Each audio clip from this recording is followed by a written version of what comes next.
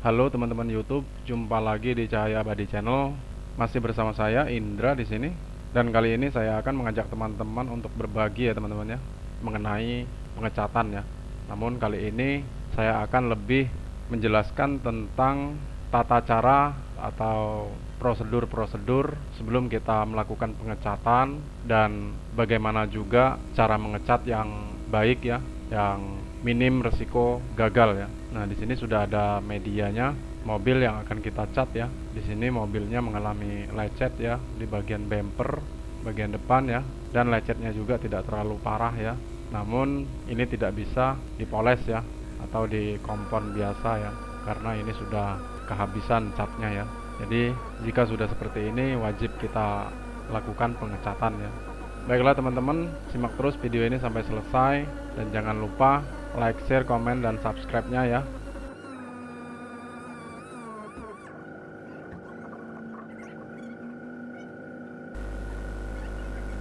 Baiklah teman-teman, seperti biasa sebelum kita melakukan pengecatan atau pendempulan, kita awali dulu dengan pengamplasan media ya, dimana pada media tersebut sudah mengalami lecet ya, dan area yang lecet itu harus kita amplas benar-benar rata dan sampai terkena amplas minimal setengah dari lapisan cat bawaan mobil itu tersebut kita habiskan untuk diamplas ya. Jadi kita ambil bagian tengahnya ya. Jika kita habiskan, otomatis kita akan mendasarinya lagi untuk merekatkan dempul ya.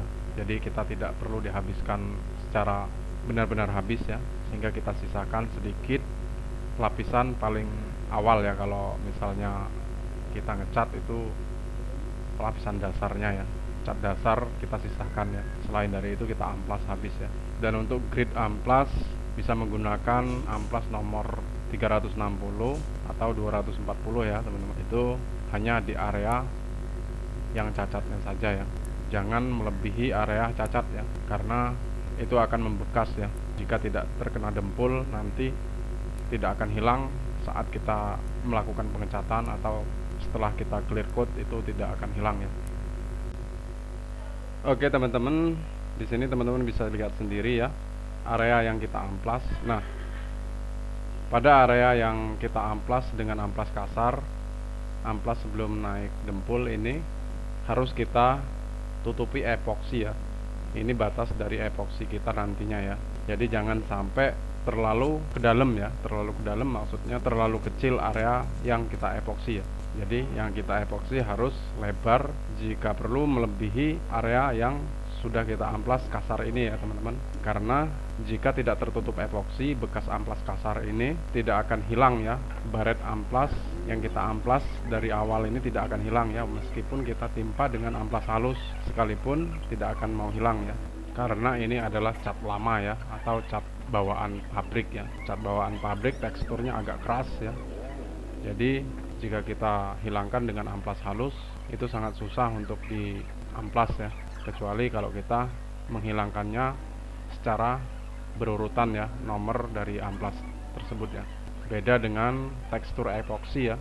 Kalau tekstur epoksi sifatnya masih baru, kita semprot ya, kita spray, kita aplikasikan, dia tidak akan terlalu keras ya. Jadi itu sangat mudah diamplas dengan amplas halus. Itu sebabnya cat lama sangat susah untuk dihilangkan jika ada bekas baret amplas ya, baret amplas kasar lalu dihilangkan dengan amplas halus ya, kecuali diurutkan nomor amplasnya ya.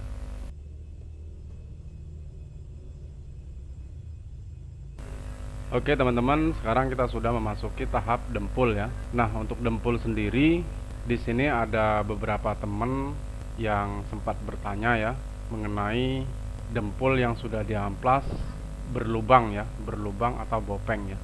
Nah, di sini saya akan sedikit menjawab ya. Mudah-mudahan ini bisa menjadi jawaban yang dapat membantu teman-teman ya. Dempul yang setelah diamplas mengalami bolong-bolong atau lubang kecil-kecil, itu biasanya dempul yang diaplikasikan kurang padat ya teman-teman. Kurang padat misalnya teman-teman mendempul area yang lubangnya agak dalam ya, gelombangnya agak dalam, tetapi teman-teman narik dempul tersebut tidak terlalu padat dempulnya ya, atau teman-teman nariknya hanya sekilas saja ya, atau langsung teman-teman tarik begitu ditimpa dempul sekali langsung teman-teman tarik ya. Nariknya tidak berulang ya, berulang kali ya, karena dempul sifatnya susah padatnya ya jika tidak kita ulangi penarikannya ya. Meskipun teksturnya sudah padat, hal tersebut harus kita ulangi ya. Itu adalah pengalaman mendempul ya. Misalnya teman-teman narik dengan jidar atau scrap ya, sekali tarik sudah halus, tetapi itu tidak akan halus ya. Setelah diamplas nanti belum tentu halus ya, karena sifat dempul sekali tarik belum larut ya, pasti masih ada lobang ya, lobang yang anginan ya, sehingga dia perlu ditarik berulang kali ya, minimal 3 kali ulang baru dempul itu akan padat ya. Nah, itulah mungkin jawaban yang bisa membantu teman-teman ya.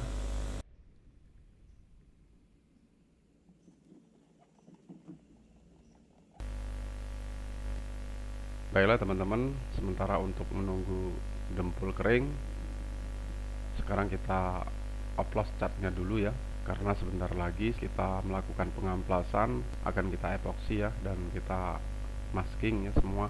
Jadi kita harus mempersiapkan catnya terlebih dahulu ya.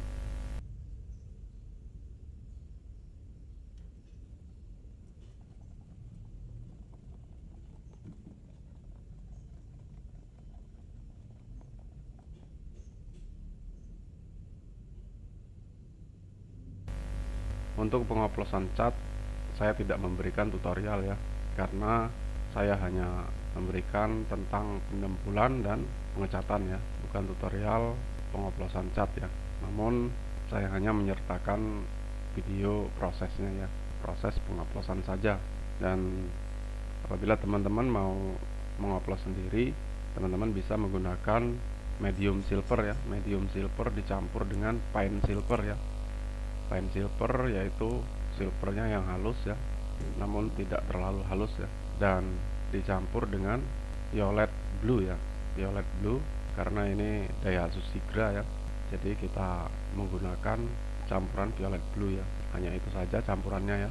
Namun untuk cat-cat warna lain itu beda lagi campurannya ya teman-teman, tidak selalu sama ya, karena ini silver S28 ya, warna silver S28, jadi kita campur dengan violet blue, medium silver dengan fine silver ya. Namun untuk mengoplos cat itu teman-teman harus mempelajari dulu nama dan jenis-jenis cat ya teman-teman. Jadi teman-teman tidak perlu kesulitan untuk mengenali jenis-jenis cat ya, jenis-jenis cat dan nama-nama cat ya, karena setiap mobil itu beda-beda ya, campuran dari warna-warna yang sudah ada ya.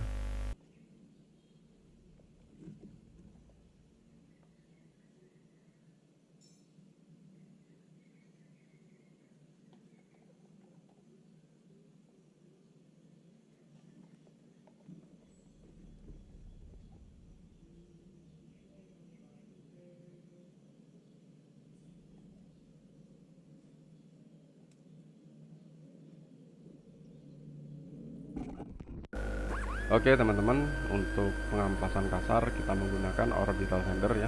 Namun jangan terlalu dihabiskan ya di orbital sandernya ya, karena kita masih mau meratakan ya, menggunakan amplas manual ya, yaitu menggunakan tatakan ya. Itu berfungsi untuk meratakan dempulan yang sudah kita orbital sander ya, karena orbital sander tidak bisa mengamplas secara benar-benar rata ya, hanya untuk mempercepat pekerjaan saja ya, pekerjaan mengamplas saja, dan tidak bisa untuk dijadikan amplas finishing ya.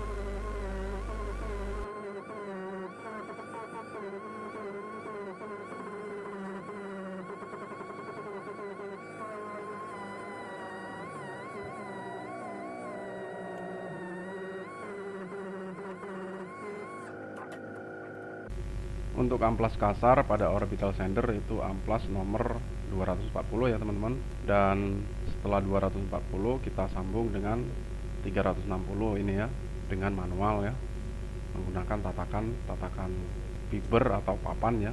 Yang penting tatakannya rata ya. Dan untuk pengamplasan manual kita menggunakan air ya, agar lebih mudah proses pengamplasannya ya.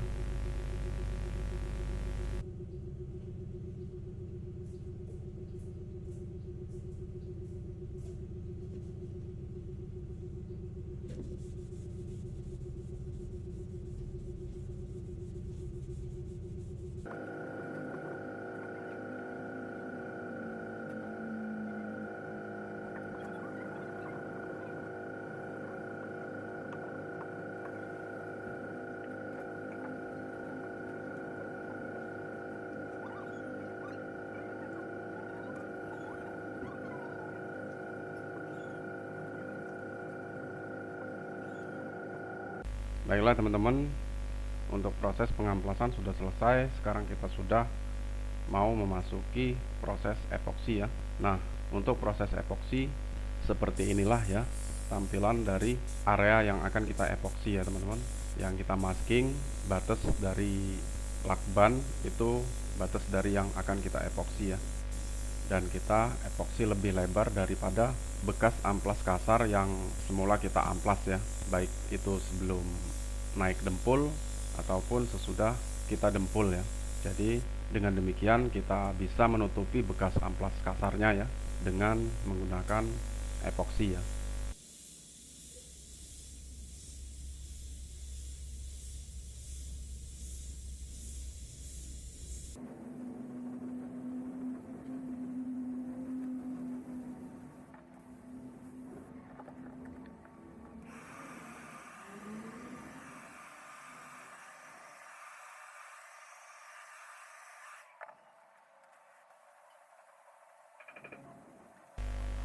Untuk pengaplikasian epoksi, aplikasikan minimal 3 lapis ya teman-teman.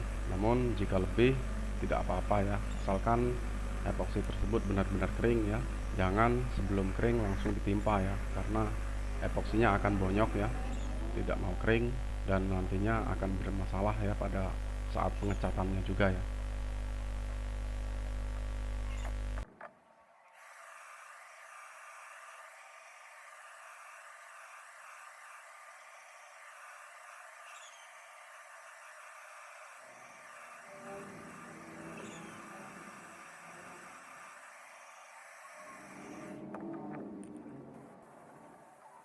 Baiklah teman-teman, setelah epoksi benar-benar kering kurang lebih 30 menit ya untuk epoksi PU yang cepat kering ya.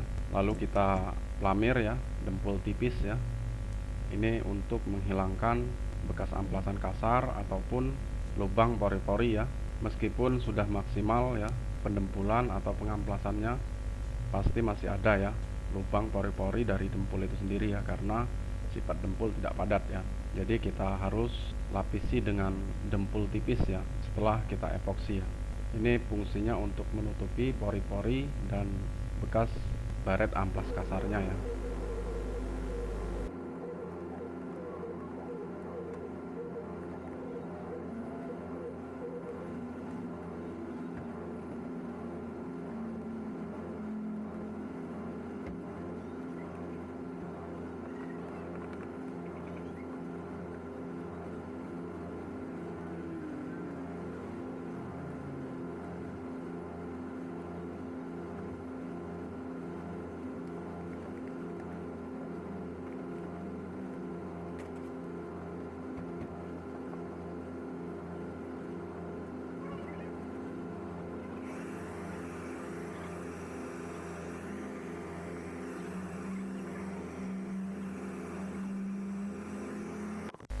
Oke, setelah dempulnya kering, benar-benar kering ya, lalu kita amplas menggunakan amplas 360 ya teman-teman, dan menggunakan air deterjen ya, atau air sabun atau air rinso ya. Silahkan teman-teman pilih ya yang lebih baik menurut teman-teman ya. Yang penting ini digunakan untuk mempermudah pengamplasan ya. Dan air yang digunakan juga harus bersih ya teman-teman, terhindar dari partikel-partikel pasir atau benda-benda keras ya, karena itu bisa membuat permukaan cacat kembali ya, cacat dan baret, sehingga nanti kita akan mengulanginya lagi ya dari awal ya. Namun perlu teman-teman ketahui juga ya, untuk pengamplasan nomor 360 itu hanya bagian yang kita dempul tipis tadi saja ya. Setelah dempul tipisnya habis dan tersisa epoksinya saja, kita ganti amplasnya dengan menggunakan amplas nomor 600 ya teman-teman. Jangan sampai salah ya.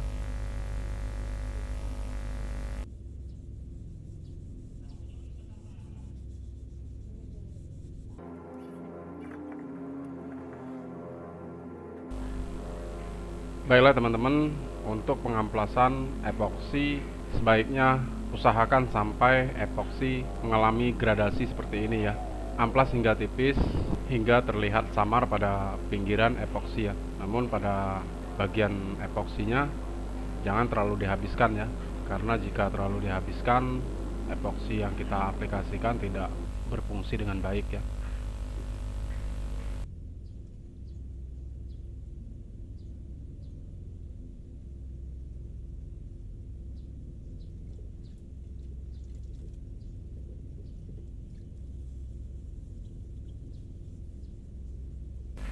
Baiklah, berikutnya kita ganti amplas dengan menggunakan amplas nomor 1000 ya. Jika sudah selesai amplas 600, maka kita akan sambung dengan amplas nomor 1000.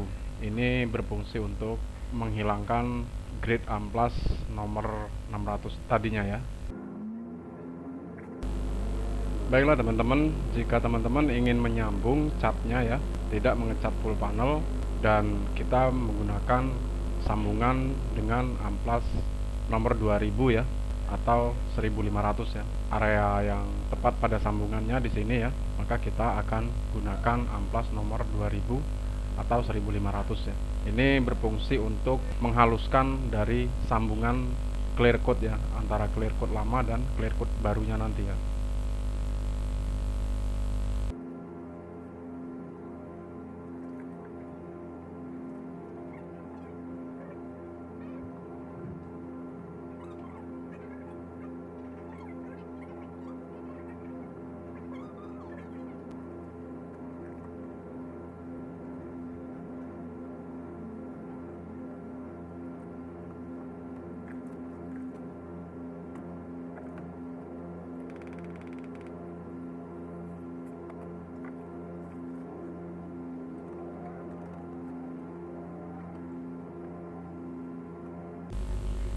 Selanjutnya jangan lupa dibersihkan menggunakan degreaser ya teman-teman. Degreaser untuk menghilangkan bekas-bekas minyak atau bekas-bekas silikon ya.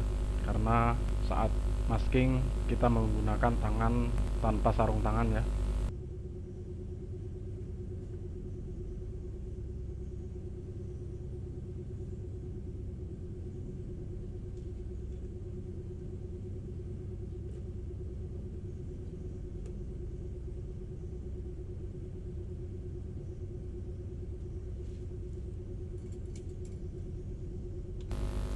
Baiklah teman-teman, sekarang kita sudah memasuki cat dasar lapis pertama ya. Dan di sini saya sekaligus akan menjawab ada pertanyaan teman-teman, sebetulnya bukan pertanyaan ya, permintaan ya. Karena ada permintaan dari teman-teman yang meminta agar saat pengaplikasian base coat di zoom ya, diperlihatkan lebih jelas ya, gimana pengaplikasian cat atau base coat yang benar ya. Dan di sini saya perlu jelaskan juga bagi teman-teman yang masih pemula ya. Yang penting jangan terlalu numpuk dulu ya catnya ya. Itu yang paling penting ya.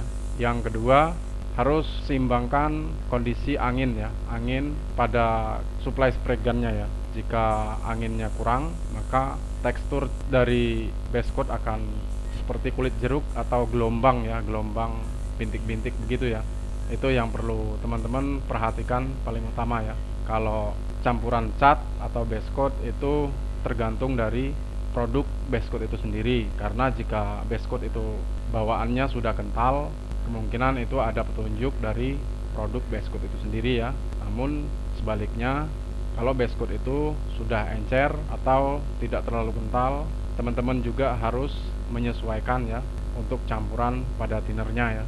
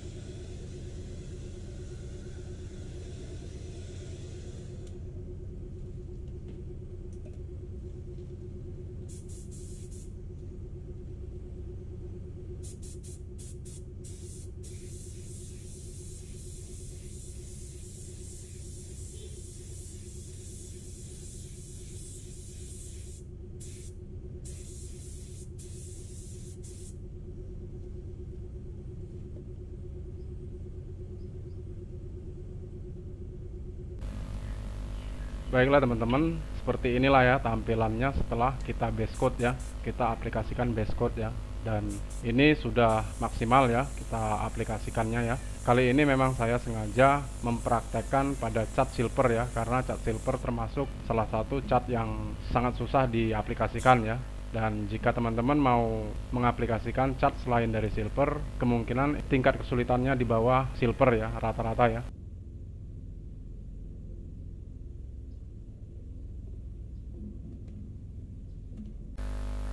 Baiklah teman-teman, untuk clear code kita menggunakan bell code ya, bell code view. Dan kita menggunakan clear code ini karena clear code ini cepat kering ya, cepat kering dan hasilnya juga lumayan maksimal ya. Untuk ngesol clear code ini sangat cocok ya teman-teman, karena 3 jam sudah bisa dipoles ya untuk clear code ini ya.